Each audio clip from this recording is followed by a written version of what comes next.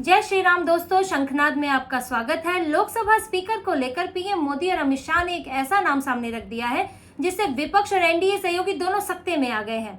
एक तीर से उन्होंने कई निशाने चलते हुए लोकसभा स्पीकर के मामले में सबको चारों खाने चित कर दिया है।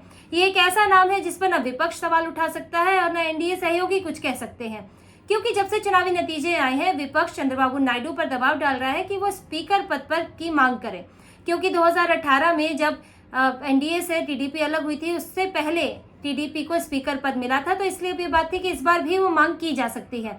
लेकिन बीजेपी ने अब इन सभी चर्चाओं पर विराम लगा दिया है और एक ऐसा नाम सामने रखा है जो सभी को स्वीकार करना ही होगा। बीजेपी आंध्र प्रदेश में अपनी प्रदेश अध्यक्ष दुग्गुबती पुरंदेश्वरी का नाम लोकसभा स्पीकर के लिए देने वाली है और ये नाम बेहद खास है, खास तौर से आंध्र प्रदेश की राजनीति में। दुग्गुबती पुरंदेश्वरी एनटी रामाराव, जिन्हें एनटीआर भी कहा जाता है, उनकी बेटी है।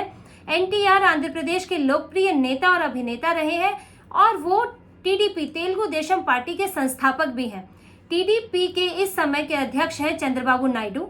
चंद्रबाबू नायडू एनटीआर के दामाद भी हैं। उनकी दूसरी बेटी से चंद्रबाबू नायडू की शादी हुई थी, तो ये एक राजनीतिक रिश्ता भी है दुग्गुबती और चंद्रबाबू नायडू के बीच में, और एक पारिवारिक रिश्ता भी है।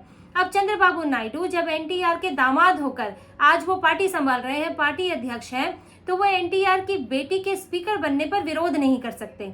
अगर वो विरोध करते हैं तो ये आंध्र की राजनीति में उनके लिए नुकसान करने वाला होगा। दुग्गुबती का और एनटीआर का नाम आंध्र प्रदेश में सम्मान से लिया जाता है, क्योंकि अब देखेंगे भी, उनकी स्पीच भी सुनेंगे दुग्गुबती पुरंदेश्वरी की, तो उन्हें आंध्र की सुषमा स्वराज कहा जाता है। जिस तरह की उनके भाषणों में स्पष्टता है, उनकी जिस लहजे में वो बोलती हैं। इसके अलावा दुग्गुबती पुरंदेश्वरी वरिष्ठ नेता हैं, वो 3 बार सांसद रह चुकी हैं और स्पीकर पद के लिए एक महिला के नाम का विरोध करना विपक्ष और टीडीपी दोनों के लिए मुश्किल होगा। बीजेपी के इस नहले पर दहले से विपक्ष इतना बिदक गया है कि संजय सिंह ने प्रेस कॉन्फ्रेंस तक कर डाली।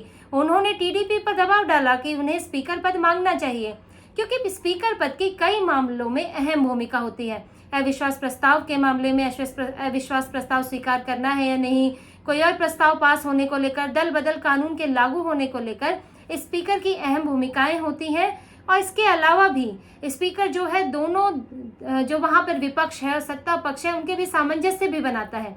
तो विपक्ष को लगता है कि अगर टीडीपी का स्पीकर होगा, कल को टीडीपी एनडीए से अलग होना चाहेगी, तो स्पीकर की भूमिका बहुत मायने रखेगी उस समय, और वो बीजेपी के पक्ष में पूरी तरह काम नहीं करेगा। लेकिन अब विपक्ष के सपने ही रह गए हैं, क्योंकि किसी को भी ये अंदाजा नहीं था कि बीजेपी ये दुग्गुबती पुरंदेश्वरी का नाम लेकर सामने आएगी।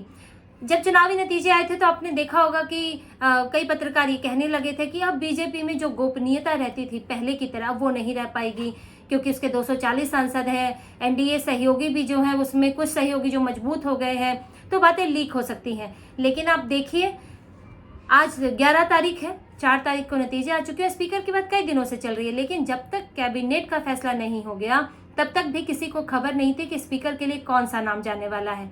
आज जब लगभग ये नाम तय है तो चीजें बाहर आ रही हैं और पत्रकारों को भी ये पता चल रहा है।